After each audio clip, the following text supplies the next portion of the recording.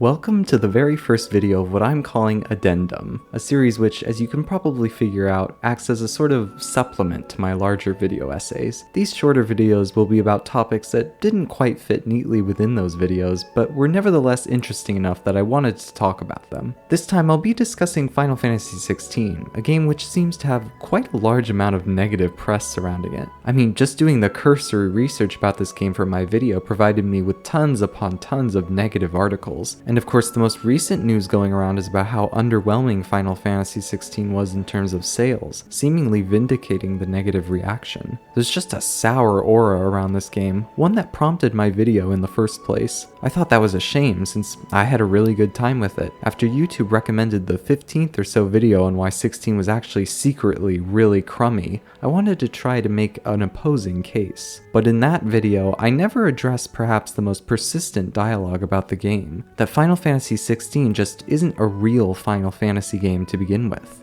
Now, I don't have much experience with the Final Fantasy series, only having played 7 Remake and 14 before this, so I can't speak much to the specifics of the series, but it doesn't really matter. See, I'm a Star Trek fan, and that comes in handy very frequently, because a franchise this big and this long running has essentially already been through every permutation of every kind of fandom argument imaginable. Star Trek has been having this "is this real Star Trek" debate since the 70s, before Final Fantasy was even a germ. As such, I'm intimately familiar with the structure of these arguments, and I'm of the opinion that the debate around what constitutes a real entry in any franchise is incredibly cumbersome, and one I'm not particularly sympathetic to. That's because the idea of a franchise having some immutable core without which it will cease to be sounds plausible, but in application almost always underestimates that franchise's flexibility. So I can speak about whether Final Fantasy XVI is a real Final Fantasy game without having played most of them simply because the terms of the debate are conceptually and fundamentally flawed. As I just alluded to, when people delineate between real and not real interpretations of a franchise, they presuppose a kind of essentialist view, one where the franchise is defined by specific core elements. This is less obvious than it may appear. Take a franchise like Pokemon. When people ask what an example of a Pokemon game is, you'll undoubtedly be given an entry like Yellow or Emerald or Black. But what if instead I gave you a game like Rangers or Colosseum or Super Mystery Dungeon? It seems to me that most people agree that these games, while not main games, are still valid and rather uncontroversial interpretations of the Pokemon universe. You might say, well, of course, but that's because they're designated spin-offs. They're explicitly understood to be derivations off the base form and are judged accordingly. But now imagine the Pokemon company comes out and says, "Alright guys, we've noticed the drop in quality from our games as late."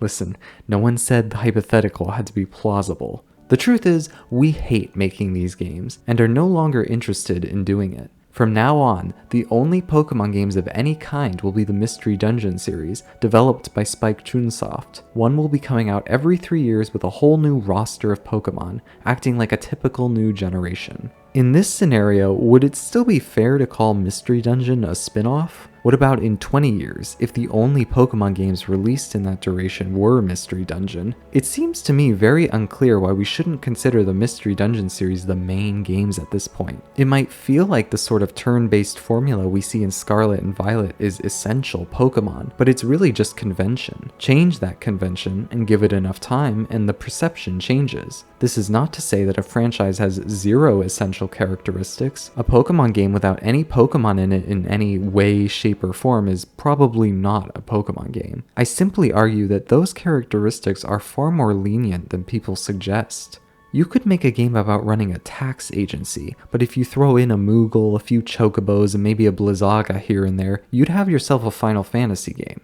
When people argue about the newest entry in any franchise, they're not really talking about specifics. I think our identification with franchises like Final Fantasy is much more broad than people think. It is not a liking of a specific character or a style of gameplay. Rather, it acts as a signifier of reputation. I have liked many of the entries in the series beforehand, they've provided me with a good time, and so I hope this series continues to provide me with a good time, or at least I have faith it will continue to do so. That's what it means to be a fan. And therein lies the crux of the argument. Whether something is a real entry in a franchise has less to do with any one characteristic of that series, and far more to do with whether that new entry is good. People are willing to accept a lot of new things, it just has to be good on its own terms. The proof is in the pudding. When Sticker Star released, the common refrain was that it was a good game, but a bad Paper Mario. As time has moved on, the general consensus is now that Sticker Star is simply a bad game in general. Importantly though, over the course of this transition, the reasons why people hated the game never changed. People always hated the thing puzzles, they always hated the lack of interesting characters, they always hated how bland it was. It wasn't a bad game because it didn't follow traditional conventions, it was a bad game because it failed on its own merits. And when people tried to argue that it was a good game but not a good Paper Mario game, it was because they didn't want to accept that a franchise they loved could produce something they hated. It would ruin the series' reputation in their minds. They would no longer be Paper Mario fans. And so when people argue that Final Fantasy XVI is not a real Final Fantasy game, what they really mean to say is that they simply don't think Final Fantasy XVI is a very good game. In 10 years, absolutely no one will be concerned about whether 16 is a real Final Fantasy. Indeed, if future titles model themselves after 16's gameplay, the argument becomes even more untenable. People will then just admit the series has moved on in a direction they don't like. This is simply the natural trajectory of this discourse. There would undoubtedly be many upset people if the only Pokemon games ever to release from now on were Mystery Dungeon games. I would not be one of them. But that would be because, assuming we could only have one style of Pokemon game over another, they would prefer the mainline games to the Mystery Dungeon games on their own merits. There's absolutely nothing wrong with this admission. It is just a wholly different argument than the one we've been discussing.